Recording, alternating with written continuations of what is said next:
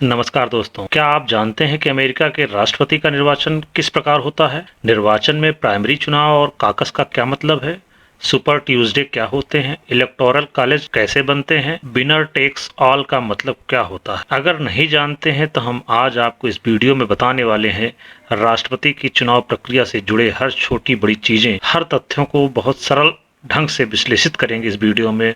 और आपके लिए 10 ऐसे महत्वपूर्ण प्रश्न भी लेकर आए हैं इस वीडियो में जो आपको आगामी सभी परीक्षा की दृष्टि से बहुत उपयोगी सिद्ध हो सकते हैं। इसके लिए वीडियो में अंत तक बने रहें। मैं हूं डॉक्टर अरविंद कुमार श्रीवास्तव और आप देख रहे हैं मेड फॉर स्टडी। दोस्तों, दुनिया का सबसे शक्तिशाली देश अमेरिका और वहां का सबसे शक्तिशाली पद राष्ट्रपति का चुनाव होने वाला है। अमेरिका का राष्ट्रपति शासन और राज्य दोनों का प्रमुख माना जाता है और दोनों की शक्तियों का प्रयोग करता है। इसको इस प्रकार समझें कि भारत में जो शक्ति राष्ट्रपति और प्रधानमंत्री मिलकर के इस्तेमाल करते हैं, वो शक्ति अमेरिका का राष्ट्रपति अकेले इस्तेमाल करता है। अमेरिका के संविधान के अनुच्छेद 2 के सेक्शन 1 में राष्ट्रपति के चुनाव के संबंध में वर्णन किया गया है। वहाँ प्रत्येक 4 वर्ष में चुनाव होते हैं और यहाँ ध्यान देने वाली बात है, ये चुनाव प्रत्येक लीप वर्ष में होते हैं। लीप वर्ष वे वर्ष होते हैं जो 4 की संख्या से विभाजित हो जाते हैं और जिनमें फरवरी 29 दिन की होती है। वहाँ के राष्ट्रपति के लिए चुनाव कौन कौन लड़ सकता है, इसके लिए भी वहाँ के संविधान में लिखा गया है और लिखा गया है कि इसके लिए जन्मजात अमेरिका का नागरिक होना चाहिए, उसे 35 वर्ष या अधिक की उम्र हो और कम से कम 14 वर्ष से वो अमेरिका में रह रहा हो, ऐसा व्यक्ति अमेरिका के राष्ट्रपति का चुनाव लड़ सकता है। अब हम आते हैं अपने टॉपिक पे कि वहाँ चुनाव प्रक्रिया कैसे होती है। इससे पहले आप जान लें कि अमेरिका में द्विदलीय प्रणाली प्रचलित है, मतलब कि वहाँ चुनाव में मुख्य रूप से 2 ही दल भाग लेते हैं। ये दल हैं रिपब्लिकन पार्टी और डेमोक्रेटिक पार्टी। हालांकि वहाँ अन्य दल भी पाए जाते हैं जैसे T party, green party, libertarian party, ये सब और पार्टियां हैं, लेकिन मुख्यतः चुनाव में 2 ही दल रिपब्लिकन और डेमोक्रेट भाग लेते हैं। अमेरिका के राष्ट्रपति के चुनाव की प्रक्रिया बहुत लंबी है, जो लगभग 1 साल से ज्यादा चलती है। हम आपको ये भी बता दें कि वहाँ कोई व्यक्ति 2 बार से ज्यादा राष्ट्रपति के पद के लिए नहीं चुना जा सकता। तो आइए जानते हैं इस लंबी चुनावी प्रक्रिया के महत्वपूर्ण चरण कौन से हैं और इसको समझने की कोशिश करते हैं। अमेरिकी राष्ट्रपति के चुनाव का पहला चरण उम्मीदवार की घोषणा से शुरू होता है। इस चरण में पार्टी का कोई भी व्यक्ति स्वेच्छा से घोषणा करता है कि वो राष्ट्रपति पद के लिए उम्मीदवार है। अमेरिका का इतिहास देखा जाए तो अभी तक 2 मुख्य पार्टियों के ही उम्मीदवार विजयी होते रहे हैं। दरअसल इस स्तर पर पार्टी किसी को अपना उम्मीदवार नहीं मानती, बल्कि पार्टी के सभी उम्मीदवारों को अपनी अपनी दावेदारी दिखाने का अवसर देती है। प्राइमरी और कॉकस स्तर पर अपनी श्रेष्ठता सिद्ध करने का प्रयास सभी उम्मीदवार करते हैं। ये चरण क्या है, ये प्रक्रिया क्या है, हम आगे आपको इस पर विस्तार से बताएंगे। अभी हम आपको इतना बता दे रहे हैं कि पार्टी के स्वघोषित उम्मीदवार जितने भी होते हैं, उनको प्राइमरी और कॉकस स्तर पर अपने सर्वाधिक डेलीगेट्स का समर्थन प्राप्त करना होता है। प्राइमरी और कॉकस, दरअसल इस चरण में अमेरिका के प्रत्येक 50 राज्यों में या तो प्राइमरी चुनाव कराए जाते हैं या कॉकस के जरिए निर्णय लेकर के डेलीगेट्स का चुनाव किया जाता है। यही डेलीगेट्स आगे चलकर राष्ट्रपति के उम्मीदवारी कर रहे व्यक्ति को अपना समर्थन देते हैं। ये डेलीगेट्स वहाँ के स्थानीय नेता कहे जा सकते हैं। अब यहाँ पर प्राइमरी और कॉकस की प्रक्रिया को समझ लेना भी जरूरी है। प्राइमरी चुनाव जो अमेरिका में होते हैं, प्रायः अमेरिका की राज्य सरकारें उसे कराती हैं। वे खुले या बंद रूप से इसको करा सकती हैं। बंद रूप से जब मतदान होता है तो इसका मतलब ये है कि केवल पार्टी के कार्यकर्ता ही उसके लिए मतदान करेंगे, डेलीगेट्स के निर्वाचन के लिए। जब खुले रूप में मतदान होता है तो उसमें वहाँ की जनता भी शामिल होती है। यहाँ आपको ये ध्यान रखना है, प्रत्येक राज्य में कितने डेलीगेट्स चुने जाने हैं, ये संख्या पहले से ही निश्चित होती है। आज की स्थिति ये है कि वहाँ के 34 राज्यों में प्राइमरी चुनाव कराए जाते हैं और शेष 16 राज्यों में कॉकस के जरिए डेलीगेट्स का चयन किया जाता है। आपको एक बात ध्यान रखनी चाहिए कि अमेरिका में चुनाव के पहले वहाँ के व्यक्तियों को किसी न किसी पार्टी के लिए रजिस्टर करना पड़ता है, अन्यथा वह प्राइमरी और कॉकस के चुनाव में मतदान नहीं कर सकता। कॉकस क्या है? सामान्य तौर पर कॉकस से मतलब किसी राजनीतिक दल के नेता और कार्यकर्ता का वह समूह जो भाषण, बहस और चर्चा के आधार पर अपने डेलीगेट्स का चयन कर लेता है। कभी कभी इस समूह में वहाँ की जनता जो रजिस्टर होती है उस पार्टी के लिए, वो भी उसमें भागीदारी करती है। अमेरिका के आयोवा राज्य सहित 14 राज्यों में काकस की ये व्यवस्था कार्य करती है। तो दरअसल इस चरण में प्राइमरी और काकस स्तर पर चुनाव की ये व्यवस्था 1970 के पहले लागू नहीं थी।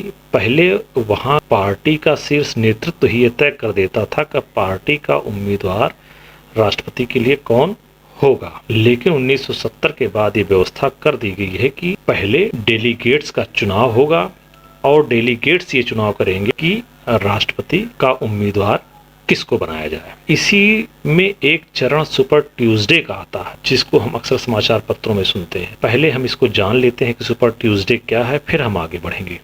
जैसा कि हमने बताया कि सभी राज्यों में प्राइमरी चुनाव के द्वारा या काकस के जरिए डेलीगेट्स का चुनाव होता है और ये डेलीगेट्स उम्मीदवार जो राष्ट्रपति के हैं उनके लिए वोटिंग करते हैं। तो प्रायः ये जो चुनाव होता है ये अमेरिका में मंगलवार को कराया जाता है। ये चुनाव 50 राज्यों में होने हैं, इसलिए एक लंबी अवधि भी इसमें लगती है। प्रायः फरवरी में शुरू होते हैं और जून तक चलते हैं। तो इस तरह मार्च में कभी कभी ऐसा हो जाता है कि एक ही मंगलवार को एक साथ कई राज्यों में डेलीगेट्स के लिए चुनाव संपन्न कराए जाते हैं। तो ऐसे मंगलवार को ही सुपर ट्यूसडे की संज्ञा दी जाती है, क्योंकि बहुत से डेलीगेट्स के एक साथ चयन होने से भविष्य में बनने वाले राष्ट्रपति की थोड़ी सी झलक किस पार्टी से बनेगा इसकी मिलने लगती है। जैसे अभी ये चुनाव 2020 का हो रहा है, तो वहाँ डेलीगेट्स के चुनाव प्रक्रिया पूरी कर ली गई है। डेमोक्रेटिक पार्टी के कुल डेलीगेट्स जो चुन करके आए हैं उनकी संख्या है 3979। 3979। डेमोक्रेटिक पार्टी के राष्ट्रपति पद के उम्मीदवार बनने के लिए खड़े हुए प्रत्याशियों को आधे से अधिक, यानी अगर कुल संख्या 3979 है तो कम से कम उसे 1991 यानी 1991 डेलीगेट्स का समर्थन प्राप्त करना आवश्यक होगा। इसी प्रकार इस चुनाव में रिपब्लिकन पार्टी के कुल डेलीगेट्स जो चुनकर आए हैं उनकी संख्या 2550 है और इस पार्टी के अधिकृत उम्मीदवार बनने के लिए प्रत्याशी को कम से कम 1276 डेलीगेट्स का समर्थन प्राप्त करना होगा। अब हम बढ़ेंगे तीसरे चरण की ओर। राष्ट्रपति चुनाव का तीसरा चरण जो होता है वो पार्टी द्वारा आयोजित नेशनल कन्वेंशन के रूप में होता है। नेशनल कन्वेंशन को हम पार्टी का राष्ट्रीय स्तर का एक समारोह भी कह सकते हैं, जिसमें सभी पार्टियां अपने अपने सभी डेलीगेट्स को एक निश्चित तिथि पर एक निश्चित स्थान पर बुलाती हैं और उस समारोह में सभी डेलीगेट्स उस पार्टी के खड़े हुए सभी उम्मीदवारों के पक्ष में अपना मत और समर्थन व्यक्त करते हैं और वहीं पर पार्टी की तरफ से अपने उम्मीदवार की आधिकारिक घोषणा कर दी जाती है जिस पार्टी को सर्वाधिक डेलीगेट्स का समर्थन मिलता है। और अमेरिका में एक परंपरा यह भी है कि इसी नेशनल कन्वेंशन में राष्ट्रपति पद का उम्मीदवार अपनी पार्टी के उपराष्ट्रपति पद के लिए प्रत्याशी के नाम की घोषणा भी वहीं कर देता है। अमूमन ऐसा नेशनल कन्वेंशन डेमोक्रेटिक पार्टी का जुलाई में होता था, लेकिन इस बार कोविड-19 के चलते यह अगस्त माह में आयोजित किया जाएगा, जबकि रिपब्लिकन पार्टी का हमेशा से ये नेशनल कन्वेंशन अगस्त माह में होता रहा है। इस बार भी 24 अगस्त को उसका कन्वेंशन आयोजित किया जाएगा, जबकि वहाँ की लिबर्टेरियन पार्टी ने अपना कन्वेंशन तो ऑनलाइन ही कर लिया है। इसके साथ ही चौथा चरण शुरू होता है, जो पार्टी का उम्मीदवार राष्ट्रपति पद के लिए घोषित किया जाता है। फिर वो सभी अमेरिका के 50 राज्यों में अपनी रैली, भाषण और भी तरीके से चुनाव प्रचार करता है और सबसे ज़्यादा जो वहाँ पर जोर होता है वो होता है वहाँ पर टीवी चैनल्स पर होने वाली बहस। जो 3 बहसें होती हैं ये इतनी महत्वपूर्ण होती हैं, ये 2 प्रमुख विरोधी पार्टी के उम्मीदवारों के बीच आयोजित की जाती हैं जो राष्ट्रपति पद के लिए खड़े होते हैं और इन बहसों पर पूरा अमेरिका ही नहीं बल्कि दुनिया के लगभग 8-9 करोड़ लोगों की निगाह होती है कि आखिर कौन जो है अमेरिका का राष्ट्रपति बनने वाला है। इस चुनाव प्रचार में काफ़ी खर्चा भी किया जाता है। ऐसा अनुमान है कि ट्रंप लगभग 7,000 करोड़ रुपए अपने चुनाव अभियान पर खर्च करने वाले हैं। इसी के साथ 5वां चरण शुरू होता है जिसको जनरल इलेक्शन के नाम से हम जानते हैं। इस चरण में जनता राष्ट्रपति पद के लिए अपना मतदान करती है, लेकिन यहाँ ध्यान रखिएगा कि वहाँ की जनता सीधे राष्ट्रपति को वोट नहीं देती है, बल्कि वो जनता एक ऐसे निर्वाचक मंडल को वोट करती है जो निर्वाचक मंडल बाद में अमेरिका के राष्ट्रपति को वोट करता है। आइए हम इसको अच्छी तरह से समझ लेते हैं कि क्या प्रक्रिया है, ये कैसे बनता है निर्वाचक मंडल। अमेरिका में कुल राज्यों की संख्या जो है वो है 50। प्रत्येक राज्य से वहाँ की जो कांग्रेस है यानी सीनेट और प्रतिनिधि सभा, उसमें जो सदस्य चुनकर भेजे जाते हैं, उसी आधार पर प्रत्येक राज्य को निर्वाचक मंडल में भी अपना प्रतिनिधि चुनने का अधिकार प्राप्त है।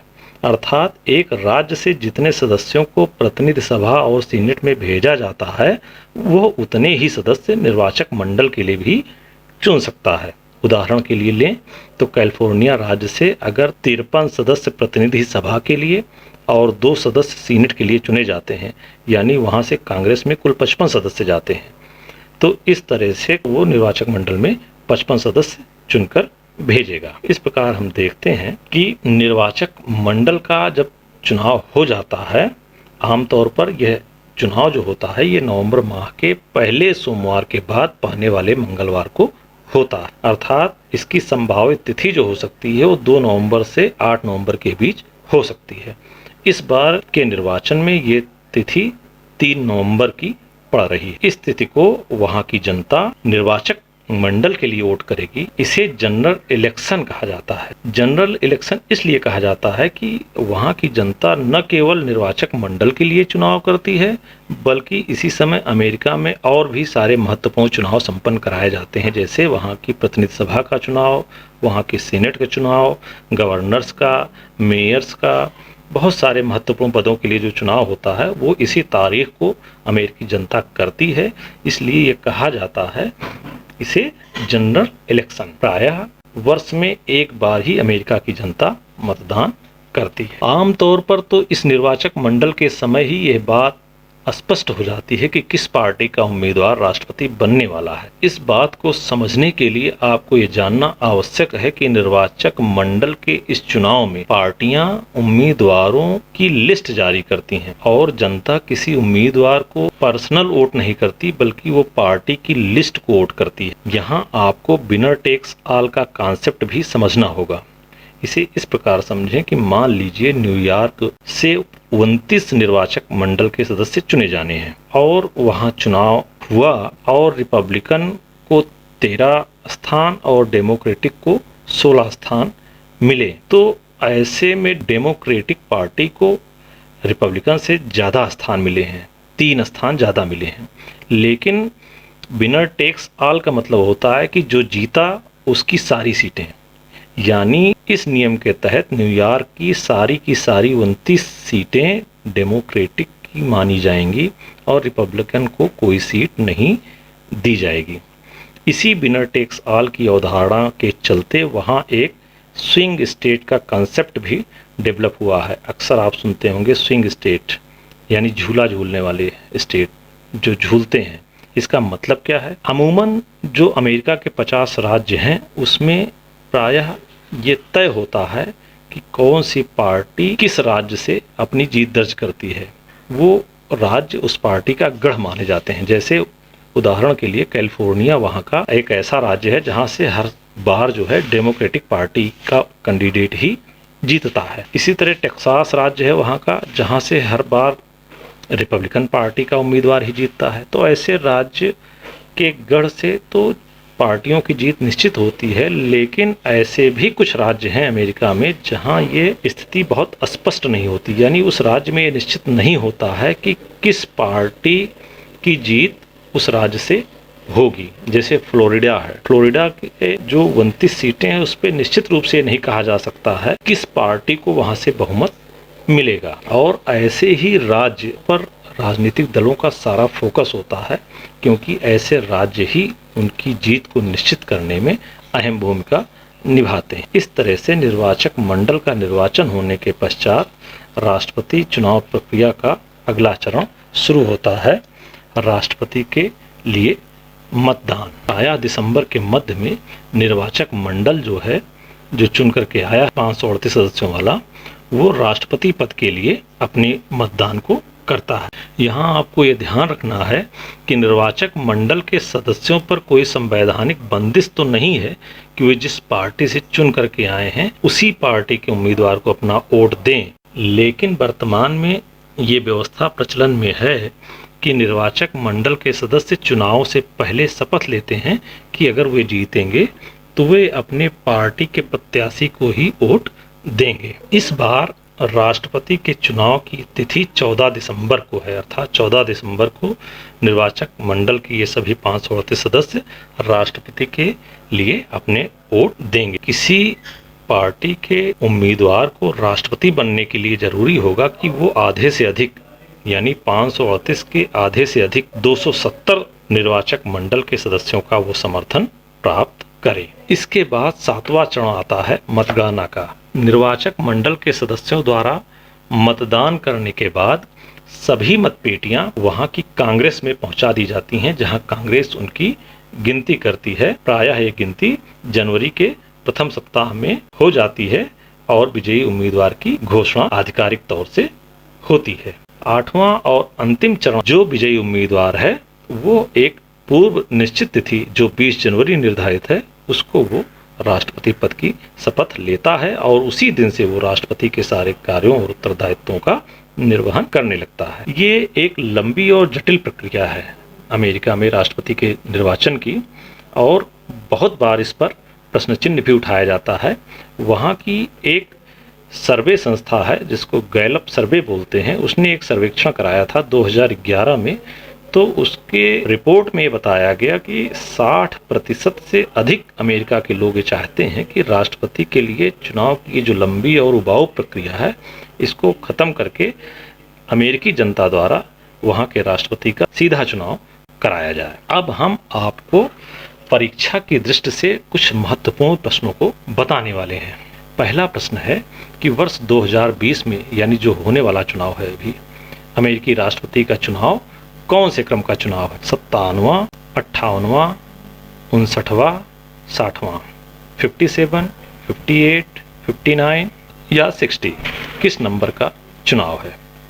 अपने सही उत्तर कमेंट बॉक्स में लिखें। अभी इसके उत्तर हम आपको बताएंगे, लेकिन पहले प्रश्न आप सुने और कोशिश करें कि अपने तरफ से उत्तर दें। एक तरह से रिवीजन हो जाएगा आपका। ट्रंप अमेरिका के कौन से नंबर के राष्ट्रपति हैं? 44वें, 45वें, 46वें, 47वें। अगला क्वेश्चन है, अमेरिका के राष्ट्रपति को वहां की सरकारी सुरक्षा एजेंसियां किस नाम से बुलाती हैं? PREUS, POTOUS, POTUS, PATUS, PRTUS। America के राष्ट्रपति के चुनाव के लिए बने इलेक्टोरल कॉलेज में कुल कितने सदस्य होते हैं? 435, 438, 535, 538। अगला क्वेश्चन है, अमेरिका में प्रमुख राजनीतिक दल जो है वहाँ का रिपब्लिकन पार्टी, उसका चिन्ह कौन सा है? गधा, हाथी, बिल्ली, शेर। अमेरिका के प्रमुख राजनीतिक दल डेमोक्रेटिक पार्टी का चिन्ह क्या है? हाथी, गधा, याक, घोड़ा। अगला क्वेश्चन, डेमोक्रेटिक पार्टी के सबसे युवा राष्ट्रपति अब तक के कौन रहे हैं? Kennedy, Obama, Clinton, Nixon. अगला क्वेश्चन, अमेरिका के रिपब्लिकन पार्टी से कौन असंबद्ध है? Grand old party, liberal party, conservative party, socialist party. आपको उत्तर छांटने हैं इसमें से केवल 1 व 2, केवल 2 और 3, केवल 2 और 4, केवल 1 और 3। अगला क्वेश्चन है, अमेरिका में किसी व्यक्ति को अधिकतम 2 बार ही राष्ट्रपति बनाया जा सकता है, वहां यह प्रतिबंध किस वर्ष लगाया गया? 1950, 1951, 1952, 1955। और अंतिम क्वेश्चन है, निम्नलिखित में से कौन 3 बार अमेरिका के राष्ट्रपति बनाए गए हैं? Lincoln, George Washington, Roosevelt, Kennedy. अब आइए इनका उत्तर भी देख लेते हैं। पहले क्वेश्चन, कौन से क्रम का अमेरिकी चुनाव होने वाला है? वो है 59 नंबर का, 59वां चुनाव। ट्रंप जो है अमेरिका के 45वें नंबर के राष्ट्रपति हैं। अमेरिका की सुरक्षा एजेंसियां वहां के राष्ट्रपति को पोटस कहती हैं, POTUS, president of the United states. America के राष्ट्रपति के चुनाव के लिए निर्वाचक मंडल जो बनता है वो 538 सदस्यों वाला होता है। रिपब्लिकन पार्टी का जो चिन्ह है वो हाथी है। डेमोक्रेटिक पार्टी का चिन्ह गधा है। डेमोक्रेटिक पार्टी के सबसे युवा राष्ट्रपति कैनेडी रहे हैं। रिपब्लिकन पार्टी से कौन असंबद्ध है? हम आपको बता दें, ग्रैंड ओल्ड पार्टी ये वहाँ की मानी जाती है रिपब्लिकन पार्टी, और ये कंजर्वेटिव पार्टी भी कही जाती है। लिबरल पार्टी और सोशलिस्ट पार्टी इससे जुड़ा हुआ नहीं है। तो इस तरह से 2 और 4 नहीं जुड़े हैं, यानी उत्तर इसका ग होगा। अमेरिका में किसी व्यक्ति को अधिकतम 2 बार ही राष्ट्रपति बनाया जा सकता है। ये प्रतिबंध वहाँ 1951 में एक संशोधन के जरिए संविधान में लगाया गया। निम्नलिखित में से कौन 3 बार अमेरिका के राष्ट्रपति हुए? तो रूजवेल्ट वहाँ 3 बार अमेरिका के राष्ट्रपति बनाए गए थे। उम्मीद है आपको ये वीडियो पसंद आया होगा। पढ़ें, पढ़ाएं, दूसरों को भी आगे बढ़ाएं। वीडियो पसंद आए तो लाइक और शेयर जरूर करें। देखते रहिए मेड फॉर स्टडी। धन्यवाद।